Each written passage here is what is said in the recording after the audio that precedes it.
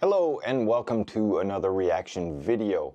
In my last video, I watched Nathaniel Drew talk about his views of the United States after living in Europe for 6 years. And in this video, I'm going to be watching Feely from Germany and listening to her views on Germany after living in the United States for the last 8 years. So let's see if there are any similarities or differences in their views of their home country after being away for 6 to 8 years. Let's hop into the video. I recently had my 8-year anniversary of living in the US, and yes, living abroad for such a long time changes you in many ways. Today I want to talk about how these last 8 years have affected the way I see my home country, Germany. It'd be interesting to see differences or similarities. Hello, servus, and welcome back to my YouTube channel. My name is Feli. I'm originally from Munich, Germany, but I've been living here in Cincinnati, Ohio, on and off since 2016. Since August 13th, 2016 to be exact, because that's the day I got on a plane from Munich to Paris and then from Paris to Cincinnati, heading into 5 months of unknown adventure for an exchange semester. I had no clue who my roommates were going to be. I didn't know what my classes were going to be like, if I was going to make any friends, or what my everyday life would look like. But I ended up having the time of my life, to say it in the most corny way possible, and I decided to come back to the US as soon as I could. So after about 8 months in Germany, I returned for a 6-month internship, then went back to Germany again for a few months, and returned to get my master's degree at the University of Cincinnati in 2018. Since then, I've lived here permanently, and that has definitely shaped me. Over the years, I've started to see my home country, Germany, in a whole new way, for example, because I had a different perspective now. At the beginning, I actually mainly started to see things that I didn't like so much about Germany. Things where I was like, oh, there's a way of doing this that's different from what I grew up with and what I considered normal my whole life, and I think I might like this way a little bit better. But then the longer I stayed here, the more I also started to appreciate many things about Germany that I always took for granted growing up there. So let's talk about the things I started to dislike first, and then we'll get to the positive things afterwards. This video is going to be a little bit more casual, especially compared to the last one I posted on here, so feel free to just grab a cup of coffee, settle in, and please keep in mind that this video will only represent my personal experiences and opinions. But of course, every person has their own experiences and different preferences. I mean, it would be boring if we were all the same. So if you disagree with me on any of these things, please feel free to share that with everyone in the comments below. Okay, so to begin with, I think anybody who moves away from their home country and spends a significant amount of time away starts to view their home country from a different perspective, because not only do you have all the viewpoints of people that live in this new country kind of influencing your thoughts and views of your home country, but you start to realize, like she said, you know, the things that you've took for granted in your home country, or the things that are different in your new country that you think, oh, well, this is different and I think I might like this more. So I think anybody and everybody, I know I'm going to go through that. I go through that every time I visit Germany, but once we move and we're there for a significant amount of time, I'm curious to know how my views might change. I might miss the US a lot more than I would imagine. I don't know. It's interesting.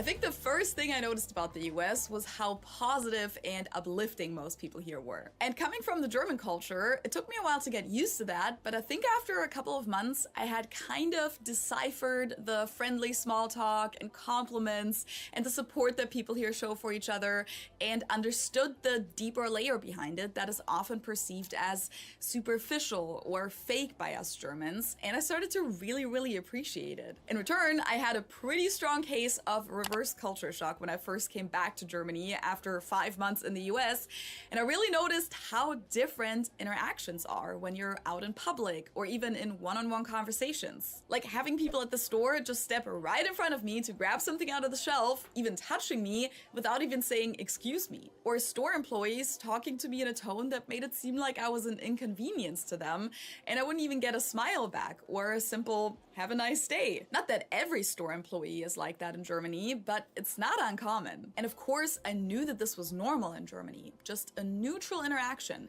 But having my US glasses on, metaphorically, it suddenly didn't feel normal anymore, and it actually kind of affected my mood. So I would say the lack of small talk and just friendly conversations in everyday life are actually something that I've come to dislike when I'm in Germany. Maybe Okay, that's, she's really become Americanized. That's for sure. I mean, 8 years in a country will transform you in a way that you may not anticipate.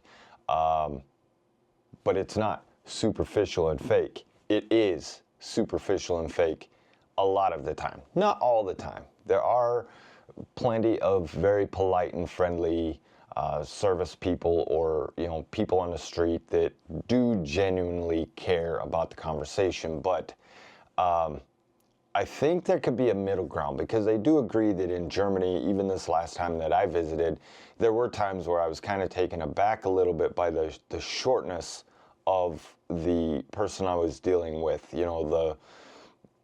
There is no small talk, which I can't wait, because small talk to me is pointless. There's no point. I'm wasting my breath. I'm wasting my time.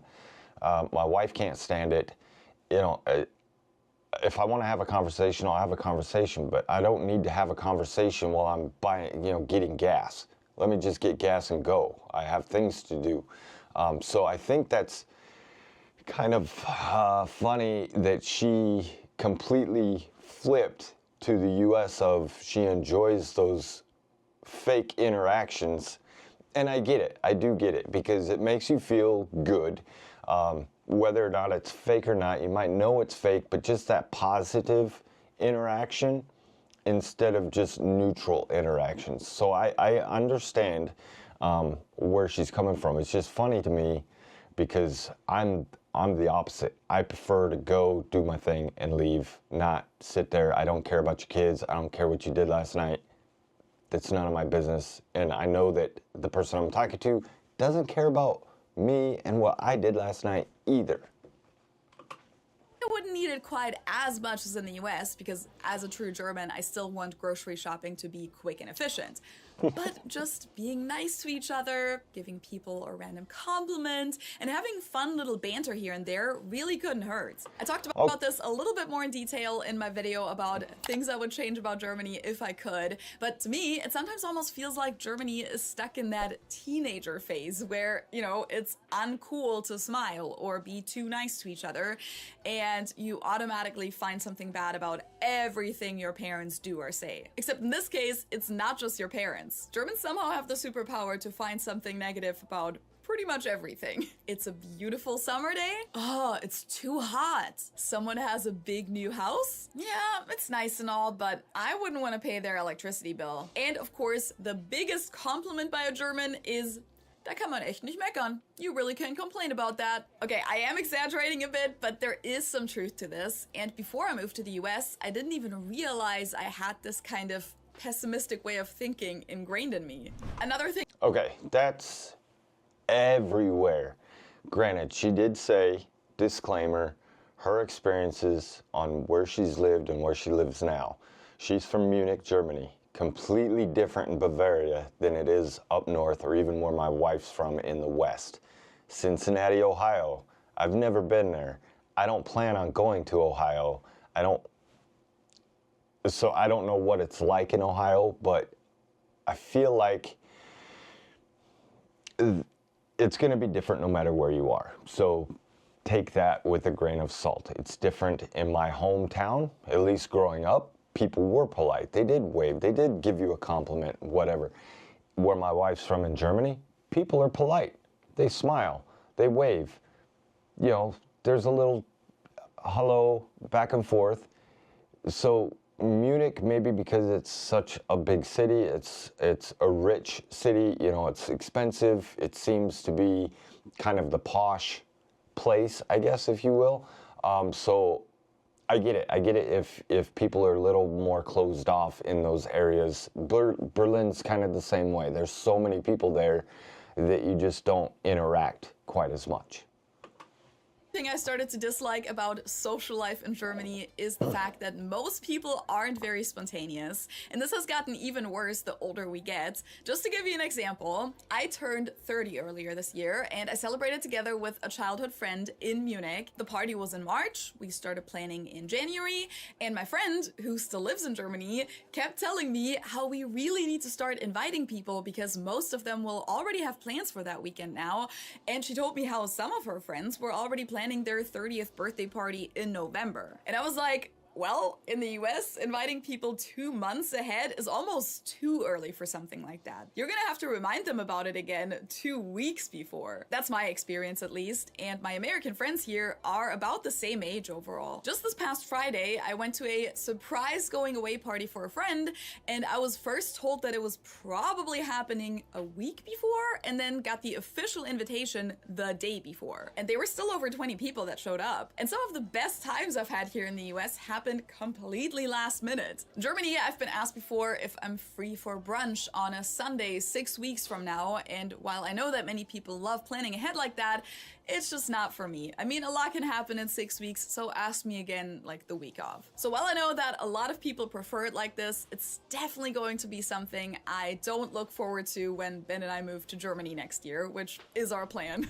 Now, this is something I could Okay, so I absolutely have to agree with this one. I'm kind of the same. My wife is a planner. She wants to know in advance, I mean, not 6 months in advance, but not as spontaneous as I am. I'm pretty spontaneous, so I completely understand where she's coming from on this. Here, it could be, you know, Wednesday, like it is today as I'm recording this, and I could call up a buddy and say, hey, what are you doing Saturday? Let's go get a drink. Or what are you doing tomorrow night? Let's go do something. He's done that with me, going to ball games or going to concerts. Hey, you know, I got another ticket to a ball game. It's this Saturday or it's Friday. It's already Wednesday. Yeah, let's go, you know. So I think that spontaneity is pretty American, you know, here in the United States, that you just go do stuff. And in Germany, I do see that they are more planned out, and especially, I mean, if you get invited to something, then you say yes or no. It's not, well, we'll see, because they will hound you about, no, I need to know how many people are going to be here in 6 weeks, like she said. So completely on board with that one. One thing that never really stood out to me when I still lived in Germany was the smoking, but now I notice it a lot.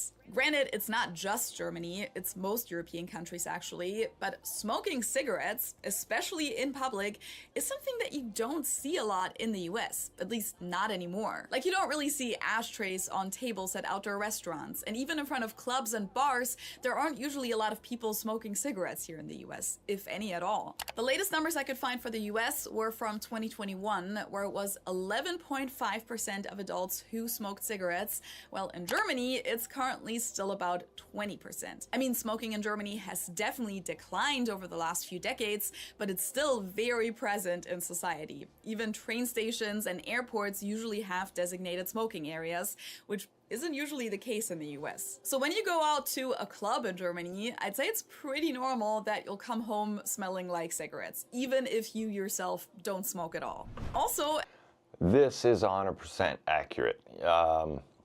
I notice it going to Germany anytime we visit, that there's a lot of it going on, especially when we went to Switzerland as well. There was a lot more, I felt like, in Switzerland.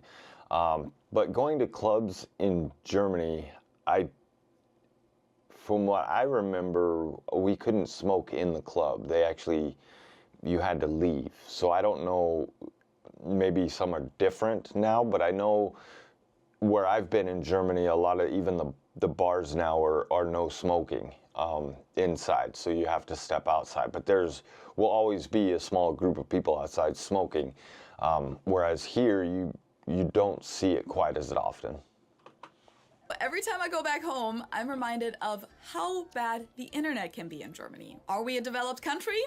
Yes, for the most part, but we totally miss the train when it comes to investing in our internet infrastructure and digitalization in general. In this international ranking of internet speeds, Germany ranks number 58, behind countries like Latvia, Costa Rica, Dominica, Trinidad and Tobago, and many others. The US ranks number 5 on this list. And when it comes to bureaucracy, a lot of industries in Germany still work with paper letters, fax machines, and have tons and tons of filing cabinets full of paper printouts. When I recently sent an email to my German health insurance, for example, I got the response as a physical letter in the mail. This one I've talked about a lot. Okay, so I want you guys to leave a comment down below about the internet thing, because I've gotten mixed comments on yes, it's still pretty bad, or no, it's really not as bad as everybody claims it to be. Obviously, it depends on where you live, if you're more urban area or if you're in a rural area. Here in the US, it's pretty standard now that you can get high-speed internet almost anywhere unless you're way outside of things. So let me know in the comments if this is still accurate, because that's going to be something I'll have to get used to if, in fact, the speeds aren't nearly as fast as here. I mean, as long as it's fast enough to watch video and stream and upload and download and that sort of thing, I'm fine. But I want to know your comments down below. Lot in the past, and I already briefly touched on it earlier, so I'm not going to go into too much detail today, but now that I know what customer service can look like, German customer service is kind of forever ruined for me. And I know that many Germans don't actually like American customer service because they find it to be too much. And I get that. And I know that many people will say that customer service in the US is only better because the workers here aren't paid real wages and have to rely on getting tipped, which is true and also a fair point. But I experienced this overall friendliness even in situations where the workers don't get tipped at all, like at a coffee shop, for example. People here are just genuinely friendly and accommodating for the most part, while in Germany, and some other European countries too, it definitely happens that store employees just give you the feeling that your sole presence is bothering them. And now that I know that it doesn't have to be like that, I just always ask myself, why? Like, do you hate your job that much? And if so, do you really have to take it out on me? What's so hard about just being nice to one another? I mean, I think it goes back to the overall customer service mentality in Germany. Like, you never received overly friendly customer service, so now you're not doing it yourself. But I just don't understand why that has to be the standard. I think she might have missed a mark on this one. It's not that they hate their job. Yes, some of them are going to. It's just the way I don't know what she's expecting. I guess she wants the over-the-top, bubbly, flirty, service worker that is annoying everybody else. I don't know. I don't get why she feels like they're just not friendly. Maybe she needs to change her point of view of that's just, they're doing their job. Now, granted, people are going to be rude and short with you. My experiences over there haven't been to that extreme where I felt like, man, you must have woke up on the wrong side of the bed because you are not friendly at all. It's been pretty neutral, and I get that. They're doing their job. Maybe they're having a bad day that day as well. So you never know what they're going through. So I wish people would stop with the, German customer service is so cold and so negative all the time, and the US customer service is so friendly, because it's fake. They don't care. You might think that they care, but they don't care. Like I said, there's got to be a happy medium. All right, let's get over that.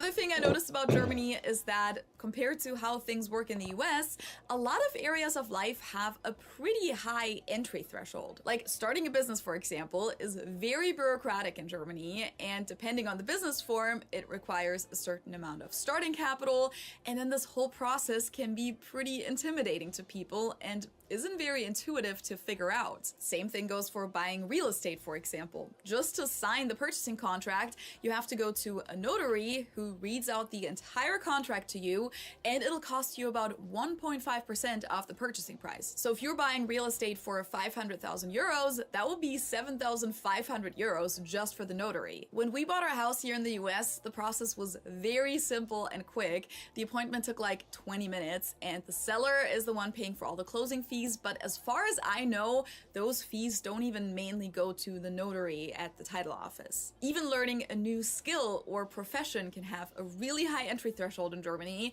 due to the fact that most professions are strictly regulated and you need to have completed 3 whole years of training before you can work in it, which has a lot of benefits too, of course, but it just sometimes makes things seem very hard to access in Germany.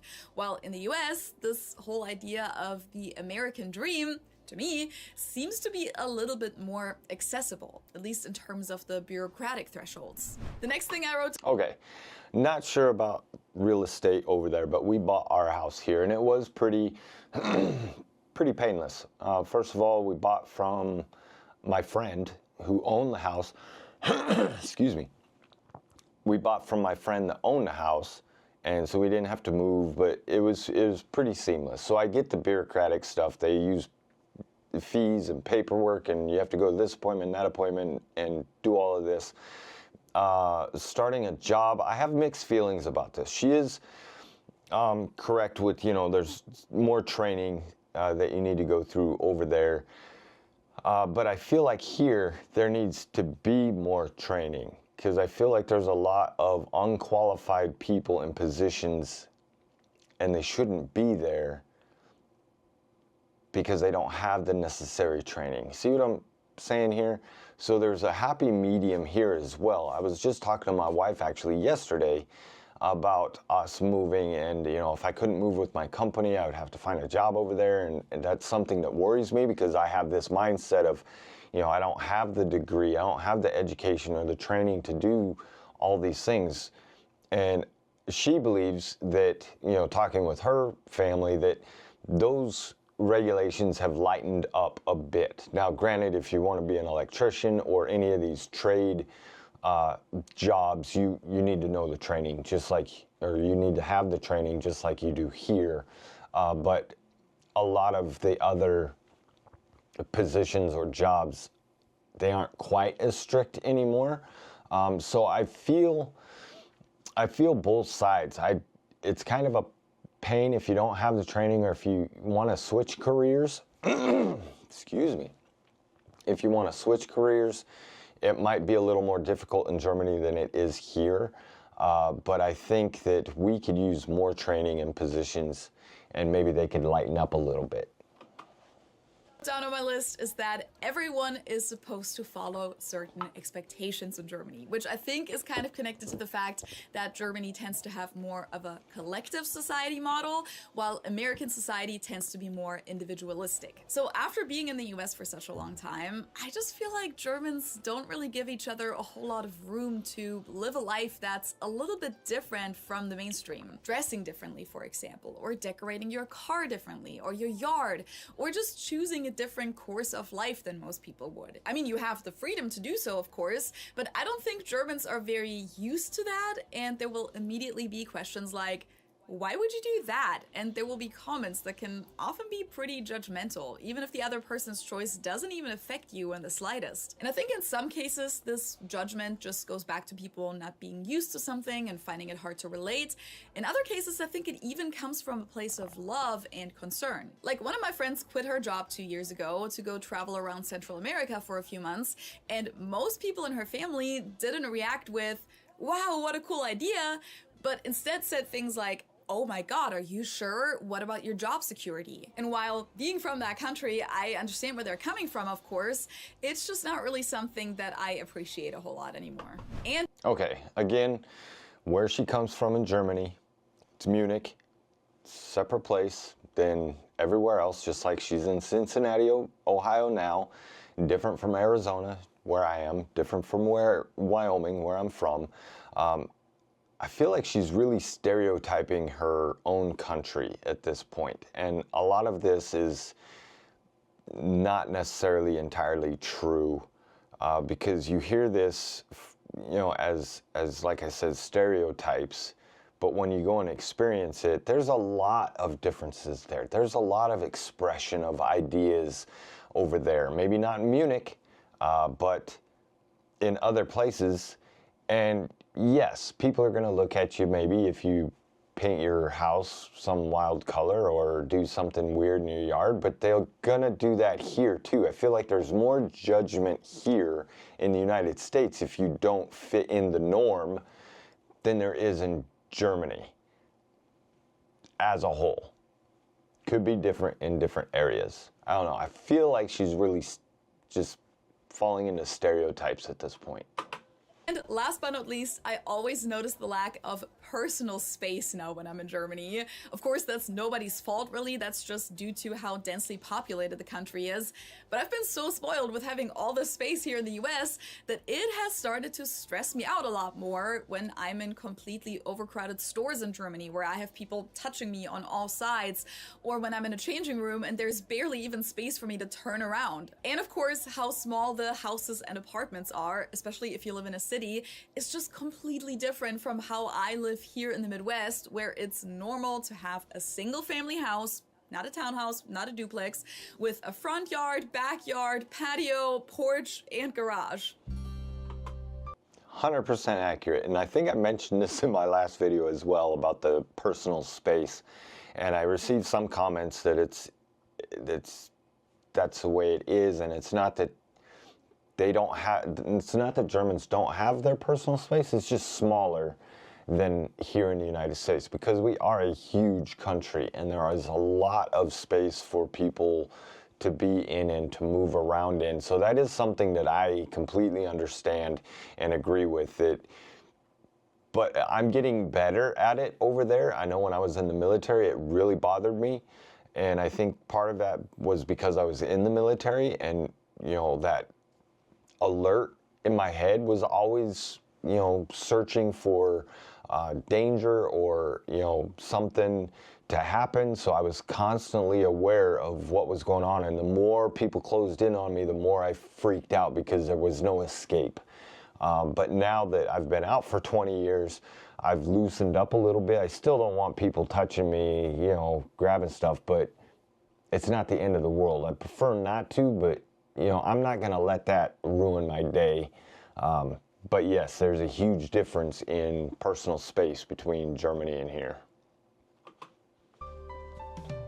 Now, on the other hand, life in the US has also made me start to appreciate things about life in Germany that I had never even really thought about before. Things that I always considered normal, but now I know that that's not always the case, even in a developed country like the US. That includes safety, for example. Like, I never even owned a pepper spray until I moved here, and I'd also never heard a gunshot before. And when people here told me at first that I shouldn't walk 5 minutes home after dark, I thought they were being dramatic, but when you hear about armed robberies in your own neighborhood, or kids being shot in public in broad daylight, and even know people who've been attacked and robbed in your city, it starts to get to you. And well, I don't go out alone after dark anymore here, whereas in Munich, I feel perfectly safe taking the subway alone at night and riding my bike through the woods at 2 a.m. Now, some of you might be wondering, hasn't the crime rate gone up in Germany over the last few years? I mean, it has a little. It's still lower than it was 10 years ago, but it has gone back up from where it was in 2021. However, it's still significantly lower than it is here in the US. If you look at the intentional homicide rate, for example, which is often used as an indicator for the overall crime of a country, the rate was at 6.4 homicides per 100,000 people in the US in 2022, while in Germany, it was at only 0.8 per 100,000 people in the same year. So that's about 1/6 of the homicide rate per capita compared to the US. By the way, if you're curious to hear more about my immediate experiences with gun violence here in the US, I talked about it a little more in detail on my podcast a couple of years ago. I'll link that up here for you guys.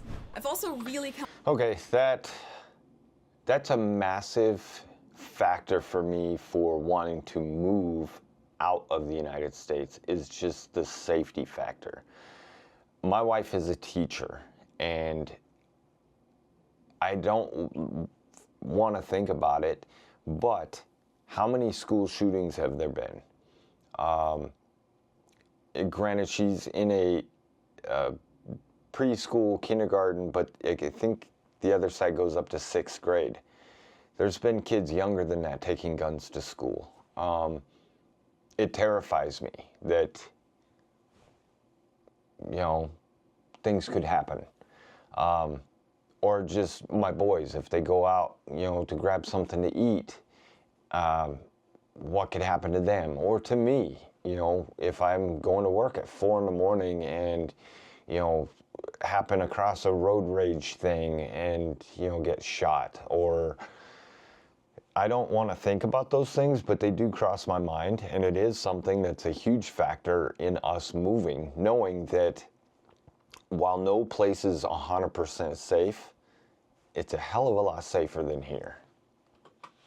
Come to appreciate the German healthcare system, especially when I hear about Americans who got sick and have hundreds of thousands of dollars or even more than that in medical debt, and then they have to start a GoFundMe page for that, or their family have to deal with this for years to come. That's such an insanely high burden to pay just to be able to survive. Or let's talk about the fact that a lot of Americans are scared of calling an ambulance in an emergency situation because they can't afford to pay $2,000 for that. In comparison, on my recent group trip to Germany, we actually had one person that rolled their ankle while we were on a walking tour through Nuremberg, and we ended up calling the ambulance, and this was the total bill we received for it. Giving birth can cost you tens of thousands of dollars in the US too, even with health insurance in a lot of cases. Because you often have to pay big out-of-pocket deductibles, even when you already pay hundreds of dollars every month for health insurance. And then you can only go to certain hospitals and doctors that are in network of your insurance. We were recently looking for a dermatologist in the Cincinnati area that takes Medicaid insurance, for example, which is like the most basic public health insurance for low-income people, and there were only 2 dermatologists in the entire area that even take that insurance, and they weren't accepting new patients. And then of course, dental insurance isn't even usually part of your normal health insurance here. Meanwhile, I grew up in a society where it's considered totally normal to go to the dentist 1 to 2 times a year, no matter your income class. And I had never heard of medical debt in my life before I moved to the US, so those are just things that I don't take for granted anymore now. Of course, there's a lot to criticize about the German healthcare system too, but hey, compared to the system in the US, it's pretty amazing. Same goes. Okay, another reason that we're moving. I feel like what she's missing about Germany are the exact reasons why I can't wait to get to Germany. All the other stuff is superficial. When I can get over it, it's not that big a deal. It's just a nuisance or an inconvenience at times, or it might bug you for 5 minutes and then you get over it. Safety, healthcare are huge, huge factors in our decision to leave the United States. Goes for the access to education. How great is it that it's not expected for parents to pay tens of thousands of dollars to send their kids to private schools just so they can then make it into a good university that will also cost tens of thousands, if not over $100,000 a year. That's a financial burden that's just crazy for families and young adults. So knowing that that's normal here in the US, I'm so glad now that in Germany you can attend even the best universities for a few €100 per semester. I also never considered the workers' rights in Germany to be anything special until I found out that a lot of Americans only get 10 days of paid vacation leave a year and have a limited amount of paid sick days, often around 5 a year, and if they're sick for longer than that, they won't get paid. In Germany, 20 paid vacation days a year are mandatory by law, but most employers give at least 30, and if you're sick, you can stay home until you feel better. There's no limit. Unless you get sick for several weeks at a time, but even then, you'll still get a percentage of your salary. And don't even get me started on maternity leave. In Germany, women are not only allowed to stay home, but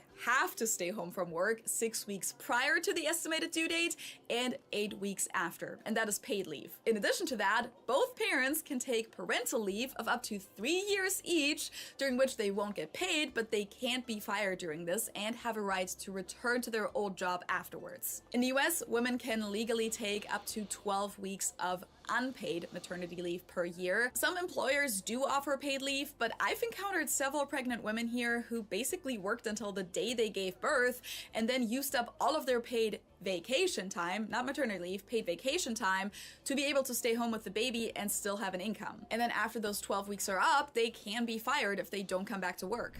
Now, I know that I kind of criticized a lot about the social aspects of life in Germany, but something that I've really come to appreciate over the years is German honesty, as well as how loyal and reliable German friends are. I know that it can be a lot harder to make new friends in Germany, but once you are friends with people, they often consider you friends for life and will be there for you whenever you need them. Now, of course, that's something that you can find in the US as well, but for the most part, I feel like Americans spend time with their friends while they're physically close, but then once they move to a new city, they don't consider it their duty to check in on each other regularly, which is kind of how Germans handle their friendships. So even though I haven't lived there in 8 years now, my closest friends are still my friends in Germany.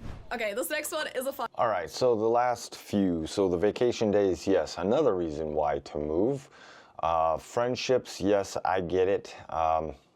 It's gonna be something that will be kind of hard for me because I will be friends and I'll have your back no matter what, but I'm not, I don't check up on friends, not because I don't care.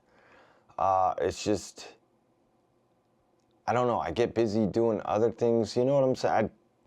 It's hard for me to respond all the time. I don't respond to texts all the time or Facebook messages or anything like that right away.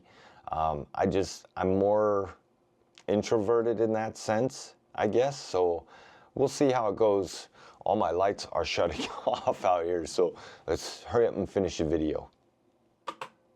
Fun one, because I know that most Germans will probably disagree with this, and it is that I really appreciate German drivers and how they actually follow the rules, like the Rechtsfahrgebot on the Autobahn, to only use the left lane for passing and then getting back over, or how well they do the zipper merge, the Reißverschlussverfahren. And to the Germans watching, I know you're gonna be like, I wish that was true, Feli, but it really isn't.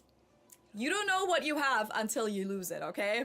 They don't even teach the zipper merge here for the most part. So people get over hundreds of meters before a lane even closes and cause a whole lot of backup traffic, instead of just using the lane until it actually ends. And then they consider the few people who do it right and actually drive until the end of the lane, which if all cars did that would reduce the traffic for everyone. They consider them people who cut in line. So while I do think it's ridiculous that driving schools cost upwards of 3,000 euros in Germany, I am very thankful for the good driving skills on German roads. The last thing I 100% agree. I'm a rule follower when it comes to things like that, although here I speed all the time because everybody else does, and I would be the nuisance on the road. I would be the danger on the road if I actually did the speed limit here. But she's absolutely right. People here cannot drive. Now, granted, there are people in Germany who can't drive either that, will cut you off, will speed or do whatever, but I feel like that's more in congested areas or, larger populations. For the most part, it's pretty seamless.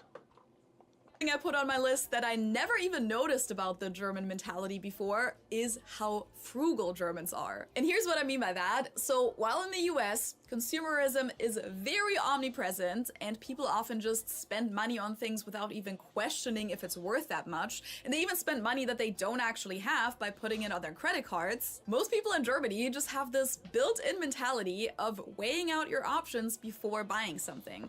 Like people look at the Preis-Leistungs-Verhältnis, so the cost-benefit ratio of things, and often put saving money over convenience. Like when Americans would maybe just say, what? Parking at the baseball game costs $20?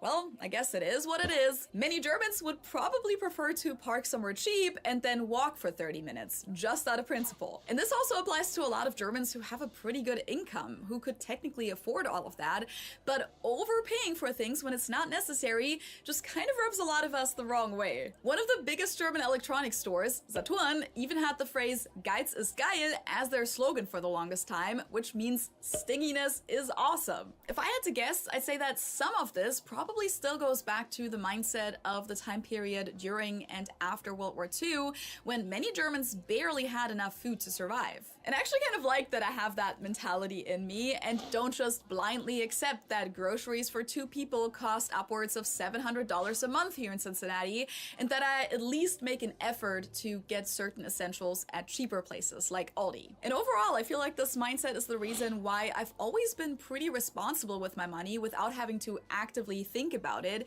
And I've also kept that German mindset that having debt is like a big red flag, so I would never really buy anything that I couldn't afford. Mom, can we stop by McDonald's on the way home, please? No, honey, we still have bread at home. So shout out to German stinginess. That was everything I had on my list for today of things that I've started to see differently about Germany in the last few years. But there's one thing that doesn't really have to do with Germany itself, but more like with my identity.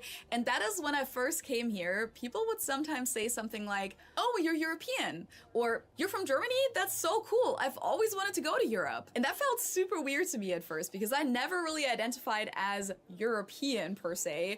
I identified as German, maybe Bavarian, but like Europe includes so many vastly different countries, right? So it felt kind of weird hearing people refer to it like it's a different planet or as if it's just one big country. But over the years, I've realized that a lot of European countries do actually have a lot in common with each other when you compare them to the US. So when I'm here, I do now identify as a European, and when I meet people from other European countries here, I do somehow feel like they have something in common with me, even if we didn't grow up in the same country at all. Now that I've shared my personal takes on this topic, what's something that you never even thought twice about in regards to your home country, but at one point you suddenly changed your perspective about it, whether it was in a positive or a negative way? Let me know in the comments below, and of course don't forget to hit the like button and subscribe to my channel for free if you like what I do on here. You can also support me on Patreon, Ko-fi.com, or send me a super thanks here on YouTube.